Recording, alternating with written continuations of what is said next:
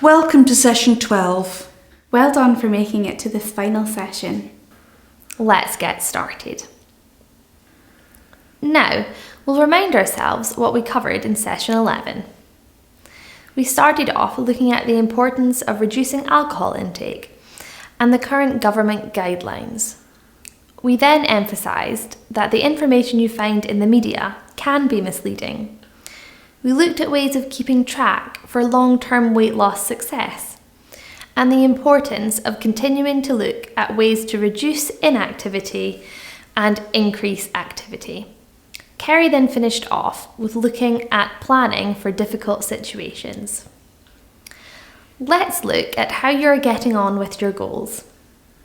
Did anything get in the way of you achieving them? If so, what?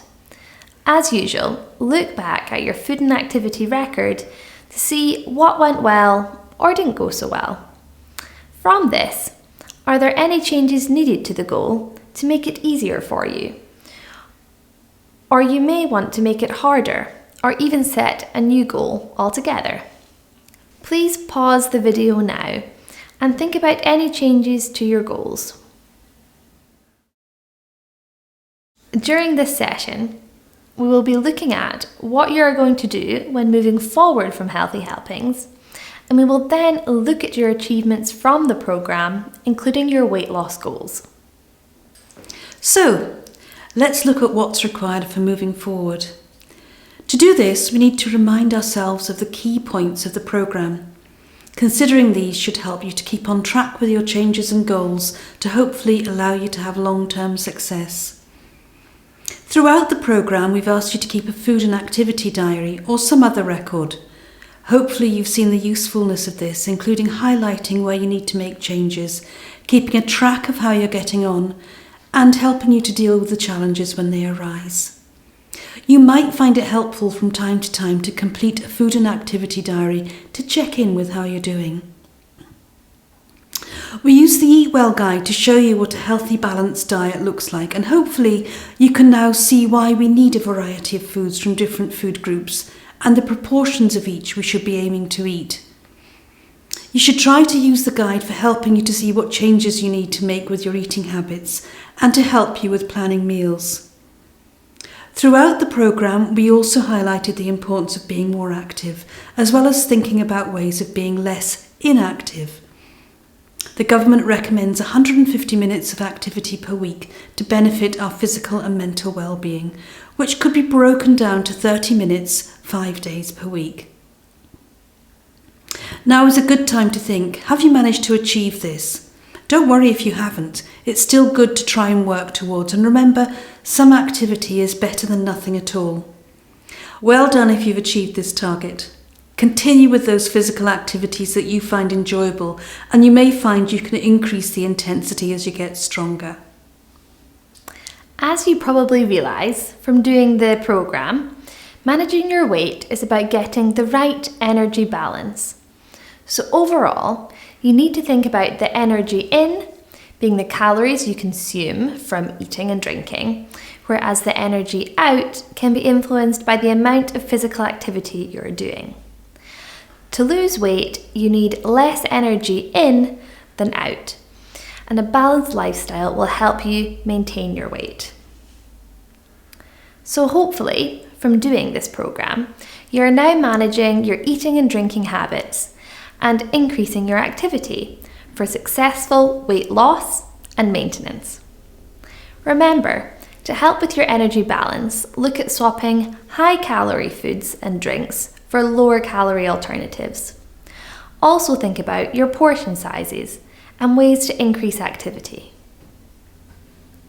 We have also emphasised the importance of planning your goals and writing them down to allow success. We know that after the programme ends, it can be hard to keep this going. However, you can come back to this when you're needing help with any changes. We have suggested you should be weighing yourself regularly, perhaps once a week. Keeping track of your weight will allow you to take action as soon as possible if weight starts to creep on. The sooner you act, the easier it is to get back on track. If you don't have scales, You can always take waist measurements every so often. Or even just being more aware of how your clothes are fitting can help you judge whether your weight is steady or going up or down.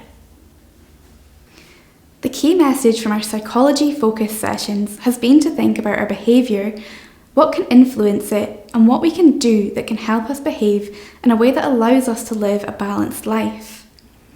We looked at what can influence our behaviour, including the environment around us, the cycle of emotional eating, our thoughts and emotions, as well as dealing with difficult situations.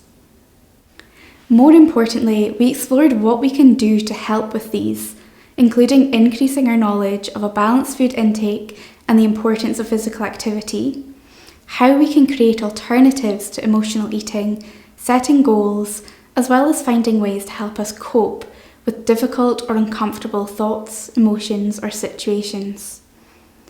There are certainly many areas that we can't control when it comes to our health, and you can only do what you can do. Allow yourself to see the places where you can implement those small changes and acknowledge that you do not need to beat yourself up for the areas that you can't change. Continue using these techniques and skills as you move onwards from the Healthy Helping sessions. We also have our 10 top tips, which are good to remember. The first one in session 1 was a reminder on the importance of keeping active. As well as helping with weight control, being active is good for your physical and mental health. The second top tip was a reminder that making small changes can make a big difference over time.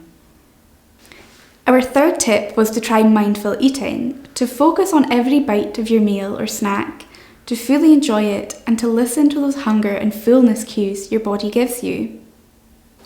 The fourth top tip was the importance of trying to eat regularly. This may prevent you from getting too hungry and reduce the likelihood of your snacking on higher calorie foods. You may find it easier to eat a more varied diet if you're not experiencing extreme levels of hunger. The fifth was to think about using your family and friends to help you with your goals or even to share the goals with you. The sixth top tip was for you to think about rewarding yourself when you have reached your goal or if you are making good progress. The seventh was to use reminders to keep you on track. For example, using post-it notes, leaving your trainers out, using reminders or apps on your smartphone, or even asking a friend or family member to remind you.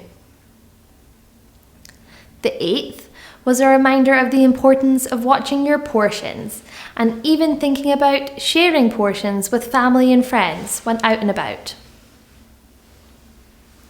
Ninth was to pay attention to what you eat and how you eat, which helps you to slow down and enjoy your food, as well as know when it's a good time to start and stop eating. The 10th was a reminder of the importance of planning ahead, including using goal planners, meal planners, menus or shopping lists, as well as organising when you're going to do physical activity. The last top tip was planning for difficult situations using the if-then technique. This allows you to identify situations that are making it difficult to stick with your health goals and allow you to pair it with an alternative helpful task that will allow you to manage that tricky situation when it does come up. Some more examples that you could use here are, if I'm comfortably full from my meal, then I will clear my plate away. If I need a snack, then I will have healthy options like fruit and vegetables readily available and visible in the kitchen. If my portion sizes are increasing, then I will use a smaller plate to have an appropriate portion of food. Since we're coming to the end of our programme, it's now important that you consider what you've achieved. This could be a reduction in waist measurement, a reduction in collar size and overall reduction in clothes size, better sleep pattern, feeling better about yourself and being able to walk further without being breathless. And of course, weight. You'll remember from session 1, we recommended a steady weight loss, no more than 1 to 2 pounds or 0.5 to 1 kilogram per week, and an overall target loss of 10 to 15% of weight in 6 months. Do you think you're working towards this target? We also emphasise the importance of keeping weight steady, which isn't always easy. For long-term weight loss and maintenance, you need to think about long-term lifestyle changes, and hopefully through participating in this programme, you've started to establish new routines, and those changes which you felt were challenging earlier in the programme have become easier over time. Now think back to the start of the programme, even look back at your food and activity records and goal planners and see what progress you've made with establishing long-term changes. Just a final reminder of support available to you when you've finished the programme. You're welcome to repeat these videos and continue to use the information within your support material. There's also other useful information found within the Healthy Weight Grampian website, on BDA Food Facts, NHS Inform and NHS UK. NHS Inform also has their own 12-week weight loss plan, which you may find useful. NHS Grampian offers support through local health points, and they can give you support on managing your weight, including advice on healthy diet and lifestyle, and information on activities. Thank you for completing the 12 sessions. We would now like to hear your feedback of what you think of the programme. Please do this by completing the questionnaire within your support materials. Your thoughts and opinions are very important to us.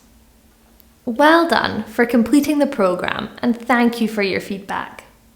We hope you have enjoyed your time with us. And we wish you all the best for the future. Bye. Bye.